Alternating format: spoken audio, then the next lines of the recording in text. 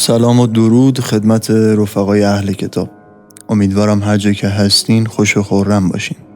با قسمت 9 از کتاب بوفکور در خدمت شما عزیزان هستیم. قسمت فوق‌العاده تاریک و تلخ این کتاب. رفقا لایک و سابسکرایب کانال رو فراموش نکنید و همچنین ما رو به دوستان اهل کتابتون هم معرفی بفرمایید. همراه ما باشید با قسمت 9 از کتاب بوفکور اثر صادق هدایت.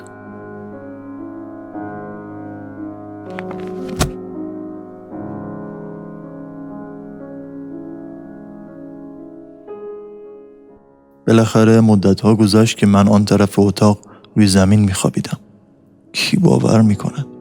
2 ماه و 4 روز دور از او روی زمین خوابیدم و جرئت نمی‌کردم نزدیکش بروم. او قبلا آن دستمال پرمعنی را درست کرده بود. خون کبوتر به آن زده بود. شاید همان دستمالی بود که از شب اول عشقبازی خودش نگه داشته بود برای اینکه بیشتر مرا مسخره بکند. آن وقت همه به من تبریک میگفتند. به هم چشمک میزدند و لابد توی دلشان میگفتند یارو دیشب قلعه را گرفته. و من به روی مبارکم نمی آوردم و به من میخندیدند. به خریت من میخندیدند. با خودم شرط کرده بودم که روزی همه اینها را بنویسم. بعد از آن که فهمیدم او فاسقهای جفت و تاک دارد و شاید به علت اینکه آخوند چند کلمه عربی خوانده بود و او را تحت اختیار من گذاشته بود از من بعدش می آمد. شاید میخواست آزاد باشد. بالاخره یک شب تصمیم گرفتم که به زور پهلویش بروم. تصمیم خودم را عملی کردم. اما بعد از کشمکش سخت او بلند شد و رفت و من فقط خود را راضی کردم که آن شب در رخت خوابش که حرارت تن او به جسم آن فرو رفته بود و بوی او را میداد بخوابم و غلط بزنم. تنها خواب راحتی که کردم همان شب بود. از آن شب به بعد اتاقش را از اتاق من جدا کرد. شبها وقتی که وارد خانه می شدم او هنوز نیامده بود. نمیدانستم که آمده است یا نه. اصلا نمیخواستم که بدانم. چون من محکوم به تنهایی، محکوم به مرگ بودم. خواستم به هر وسیله‌ای شده با فاسقهای او رابطه پیدا بکنم. این را دیگر کسی باور نخواهد کرد. از هر کسی که شنیده بودم خوشش می آمد کشیک می کشیدم. می رفتم 1000 جور خفت و مذلت به خودم هموار می کردم. با آن شخص آشنا می شدم. سیرابی فروش، فقیه، جیگرکی، رئیس داروغه، مغنی، سوداگر، فیلسوف که اسمها و القابشان فرق می کرد. ولی همه شاگرد کله‌پز بودند. همه آنها را به من ترجیح می داد. با چه خفت و خاری خودم را کوچیک و ذلیل می کردم. کسی باور نخواهد کرد. می ترسیدم زنم از دستم در برود. می خواستم طرز رفتار، اخلاق و دلربایی را از فاسقهای زنم یاد بگیرم. ولی جاکش بدبختی بودم که همه احمقها به ریشم می خندیدند. اصلا چطور می توانستم رفتار و اخلاق رجاله ها را یاد بگیرم؟ حالا می دانم آنها را دوست داشت. چون بی حیا، احمق و متعفن بودند. عشق او اصلا با کثافت و مرگ توأم بود. آیا حقیقتا من مایل بودم با او بخوابم؟ آیا صورت ظاهر او مرا شیفته خودش کرده بود یا تنفر او از من؟ یا حرکات و اطوارش بود یا علاقه و عشقی که از بچگی به مادرش داشتم؟ و یا همه اینها دست به یکی کرده بودند؟ نه، نمیدانم. تنها یک چیز را میدانم. این زن، این لکاته، این جادو، نمیدانم چه زهری در روح من، در هستی من ریخته بود که نه تنها او را میخواستم بلکه تمام ذرات تنم ذرات تن او را لازم داشت. فریاد میکشید که لازم دارد و آرزوی شدیدی میکرد که با او در جزیره گم شده ام باشم که آدمیزاد در آنجا وجود نداشته باشد. آرزو میکردم که یک زمین لرزه یا طوفان یا ساقه آسمانی همه این رجاله هایی که پشت دیوار اتاقم نفس میکشیدند، دوندگی میکردند و کیف میکردند، همه را میترکانید و فقط من و او میماندیم. آیا آن وقت هم هر جانور دیگر، یک مار هندی یا یک اژدها را به من ترجیح نمیداد. آرزو میکردم که یک شب را با او بگذرانم و با هم در آغوش هم میمردیم. به نظرم میآید که این نتیجه عالی وجود زندگی من بود. مثل این بود که این لکات از شکنجه من کیف و لذت میبرد. مثل این که دردی که مرا میخورد کافی نبود.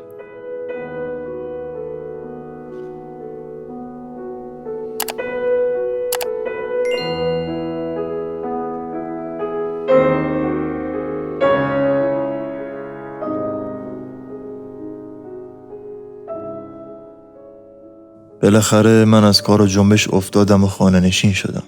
مثل مرده متحرک. هیچ کس از رمز میان ما خبر نداشت. دایه پیرم که مونس مرگ تدریجی من شده بود به من سرزنش میکرد. برای خاطر همین لکات پشت سرم اطراف خودم میشنیدم که در گوشی به هم میگفتند این زن بیچاره چطور تحمل این شوهر دیوانه را میکند. حق به جانب آنها بود، چون تا درجه‌ای که من ذلیل شده بودم باور نکردنی بود. روز به روز تراشیده تر می شدم. خودم را که در آینه نگاه می کردم گونه هایم سرخ و رنگ گوشت جلوی دکان قصابی شده بودم. تنم پر حرارت و چشمهایم حالت خمار و غم‌انگیزی به خود گرفته بود. از این حالت جدید خودم کیف می کردم و در چشمهایم غبار مرگ را دیده بودم. دیده بودم که باید بروم. بالاخره حکیم باشی را خبر کردند. حکیم رجاله ها، حکیم خانوادگی که به قول خودش ما را بزرگ کرده بود. با عمامه شیر و شکری و 3 قبض ریش وارد شد. و افتخار میکرد که دوای قوت به پدر بزرگم داده، خاک شیر و نبات به حلق من ریخته و فلوس به ناف عمه هم بسته. همین که آمد سر بالین من نشست، نبضم را گرفت. زبانم را دید، دستور داد شیر ماچه اولاغ و ماه و شعیر بخورم و روزی 2 مرتبه بخور کندر و زرنیخ بدهم. چند نسخه بلند بالا هم به دایه هم سپرد که عبارت بود از جوشانده و روغنهای عجیب غریب از قبیل پرزفا و زیتون و رب سوس، کافور، پر سیاوشون، روغن بابونه، روغن قاز، تخم کتون، تخم صنوبر و مزخرفات دیگر. حالم بدتر شده بود. فقط دایه‌ام که دایه او هم بود با صورت پیر و موهای خاکستری گوشه اتاق کنار بالین من می نشست و به پیشانیم آب سرد می زد و جوشانده برایم می آورد. از حالات و اتفاقات بچگی من و آن لکات صحبت می کرد. مثلا او به من گفت که زنم از توی ننو عادت داشته همیشه ناخن چپش را می جویده. به قدری می جویده که زخم می شده و گاهی برایم قصه نقل می کرد. به نظرم می آمد که این قصه ها سن مرا به عقب می برد و حالت بچگی در من تولید می کرد. چون مربوط به یادگارهای آن دوره بوده است. وقتی که خیلی کوچک بودم و در اتاقی که من و زنم توی ننو پهلوی هم خوابیده بودیم. یک ننوی بزرگ 2 نفره. درست یادم هست همین قصه ها رو می گفت. حالا بعضی از قسمت های این قصه ها که سابق بر این باور نمی کردم برایم امری طبیعی شده بود. چون ناخوشی دنیای جدیدی در من تولید می کرد. یک دنیای ناشناس، محو و پر از تصویرها و رنگها و میلهایی که در حال سلامت نمی شود تصور کرد. حس می کردم که بچه شدم و همین الان که مشغول نوشتن هستم در احساسات شرکت می کنم. همه این احساسات متعلق به الان است و مال گذشته نیست. گویا حرکات، افکار، آرزوها و عادات مردمان پیشین که به توسط این مسائل‌ها به نسل‌های بعد انتقال داده شده یکی از واجبات زندگی بوده است. هزاران سال است که همین حرف‌ها را زدند، همین جماع‌ها را کردند، همین گرفتاری‌های بچگانه را داشتند. آیا سر تا سر زندگی یک قصه مضحک، یک مسئله باور نکردنی و احمقانه نیست؟ آیا من فسانه و قصه خودم را نمی نویسم؟ قصه فقط یک راه فرار برای آرزوهای ناکام است. آرزوهایی که به آن نرسیدند. آرزوهایی که هر مثل سازی مطابق با روحیه محدود و موروثی خودش تصور کرده است. کاش می توانستم مانند زمانی که بچه و نادان بودم آهسته بخوابم. خواب راحت، بی دغدغه. بیدار که می شدم روی گونه‌هایم سرخ به رنگ گوشت جلوی دکان قصابی شده بود. تنم داغ بود و سرفه می کردم. چه سرفه های عمیق ترسناکی. سرفه هایی که معلوم نبود از کدام چاله گم شده تنم بیرون می آید. مثل سرفه یابوهایی که صبح زود لش گوسفند را برای قصاب می آوردند. درست یادم هست هوا به کلی تاریک بود. چند دقیقه در حالت اغما بودم. قبل از اینکه خوابم ببرد با خودم حرف می زدم. در این موقع حس می کردم حتم داشتم که بچه شده بودم و در ننو خوابیده بودم. حس کردم کسی نزدیک من است. خیلی وقت بود همه اهل خانه خوابیده بودند. نزدیک طلوع فجر بود و ناخوشها می دانند در این موقع مثل این است که زندگی از سرحد دنیا بیرون کشیده می شود. قلبم به شدت می تپید ولی ترسی نداشتم.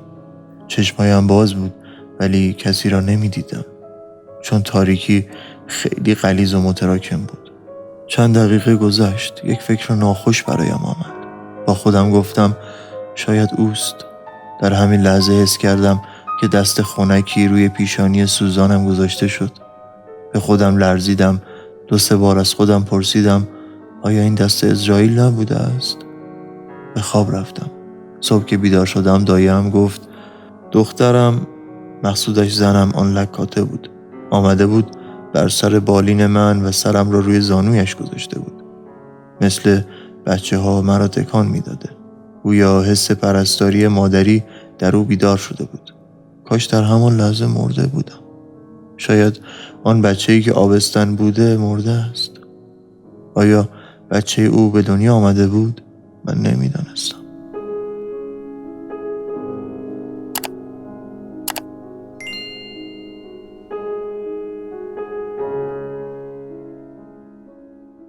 در این اتاق که هر دم برای من تنگتر و تاریکتر از قبر میشد، دائم چشم به راه زنم بودم ولی او هرگز نمی آمد. آیا از دست او نبود که به این روز افتاده بودم؟ شوخی نیست. 3 سال، نه 2 سال و 4 ماه بود. ولی روز و ماه چیست؟ برای من معنی ندارد. برای کسی که در گور است زمان بی‌معنی است. این اتاق مقبره زندگی و افکارم بود.